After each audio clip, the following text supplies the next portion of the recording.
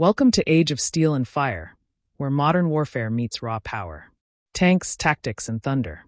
In the history of modern weapons development, some military projects never make it to mass production, yet still leave a lasting mark on experts and enthusiasts alike.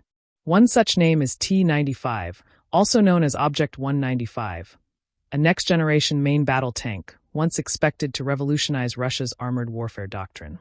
T-95 isn't as widely known as the T-72 or T-90, but it stands as a symbol of Russia's technological ambition in the post-Cold War era. Developed in the late 1980s, the T-95 was envisioned as a fourth-generation main battle tank platform, one that would surpass all existing standards in firepower, protection, and crew survivability.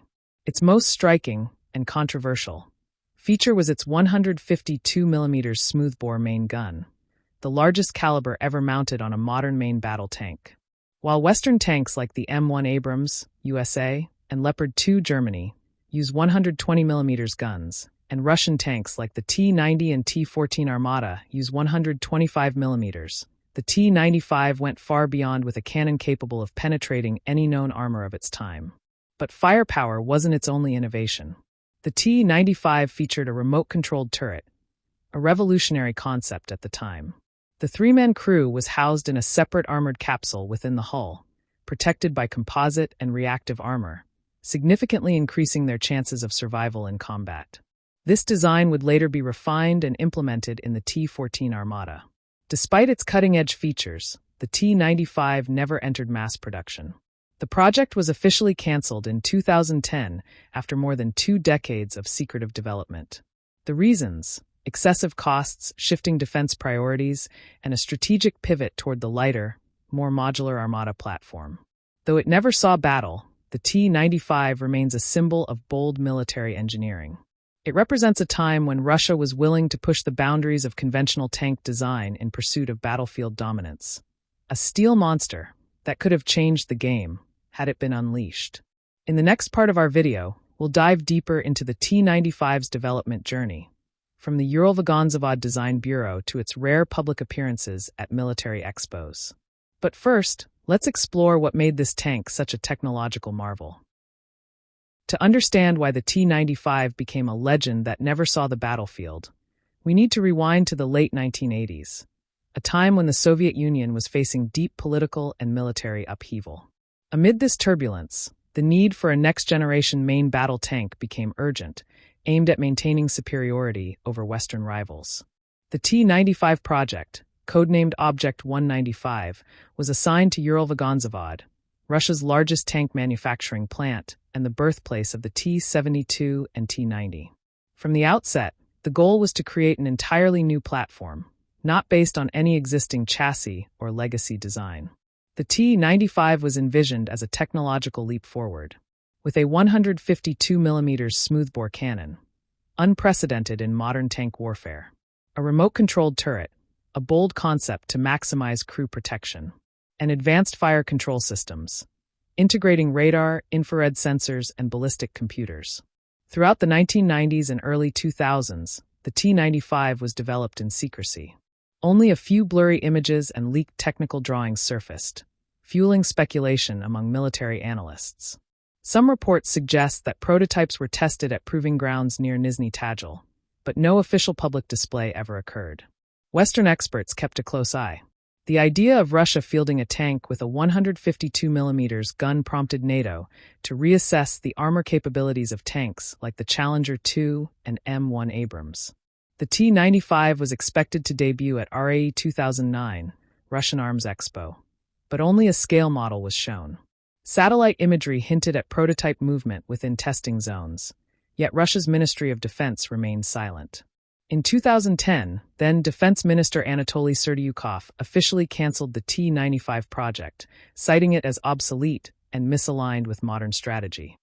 The decision sparked debate, as many of the tank's technologies were still considered cutting-edge. Though canceled, the T-95 didn't vanish entirely. Many of its innovations were transferred to the Armata T-14 project, Russia's next-generation tank unveiled in 2015. The remote turret, armored crew capsule, and sensor suite all bear the fingerprints of Object 195. Next, Let's talk about the technical design and breakthrough technologies of the T-95. If the development history of the T-95 sparked curiosity, its technical design stunned military analysts. The T-95 wasn't just an upgrade.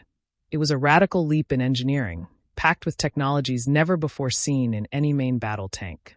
The T-95 was armed with the 2A83 152mm smoothbore cannon, the largest caliber ever mounted on a modern MBT. It could fire armor-piercing rounds, high-explosive shells, and even guided anti-tank missiles. Its destructive power was enough to penetrate any Western tank armor of its time. One of the T-95's most revolutionary features was its unmanned turret. The three-man crew was housed in a separate armored capsule within the hull, protected by composite and reactive armor. This design dramatically increased crew survivability in direct hits. The tank featured a multi-layered sensor suite, infrared cameras, radar, ballistic computers, and auto-targeting systems. This allowed the T-95 to detect and engage targets at long range, day or night, in any weather condition. Unlike the T-72 or T-90, the T-95 had a completely new chassis and a more powerful engine. Its upgraded suspension system allowed for better mobility despite its heavy weight. Although the T-95 was never mass-produced, it remains a benchmark for comparing modern main battle tanks. With its 152mm cannon, unmanned turret, and armored crew capsule, the T-95 was technologically superior. But was it truly more effective than active service tanks? Let's review strengths of the T-95. Superior firepower. The 152mm gun offers long-range, high-penetration capability. Maximum crew protection. The separate armored capsule enhances survivability. High automation. Advanced sensors and fire control systems.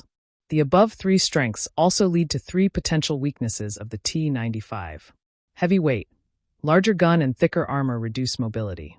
Limited ammo capacity. 152mm rounds take up more space. High production cost. Cutting-edge tech comes with a steep price. Despite its superior design and formidable combat potential, the T-95 couldn't overcome real-world constraints.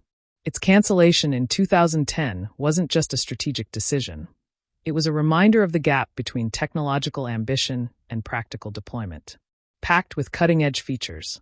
152mm gun, unmanned turret, multi-layered sensors, the T-95 came with a hefty price tag. Production and maintenance costs far exceeded Russia's defense budget at the time. After 2008, Russia began restructuring its armed forces, prioritizing flexible platforms that were easier to produce and upgrade. The T-95's heavy and complex design no longer aligned with this new direction. Though never mass-produced, the T-95 served as a mobile lab for testing technologies later adopted in the T-14 Armata. In that sense, the T-95 didn't fail. It fulfilled its mission of paving the way for future tank generations. The T-95 may never have rolled onto the battlefield, but it lives on in the minds of military tech enthusiasts as a symbol of boldness, innovation, and ambition. Though cancelled, it left a deep imprint on the evolution of modern tank design, serving as a stepping stone toward the T-14 Armata and future armored platforms. In the world of defense, not every project needs to succeed to be meaningful. Some designs, like the T-95, exist to push boundaries, inspire innovation, and remind us that technology demands courage to break the mold. If you found the story of the T-95 compelling, don't forget to like the video to support our team. Subscribe for more deep dives into military tech. Comment below. Do you think the T-95 deserves a second chance? Thanks for watching all the way through. See you in our next journey into the world of military innovation.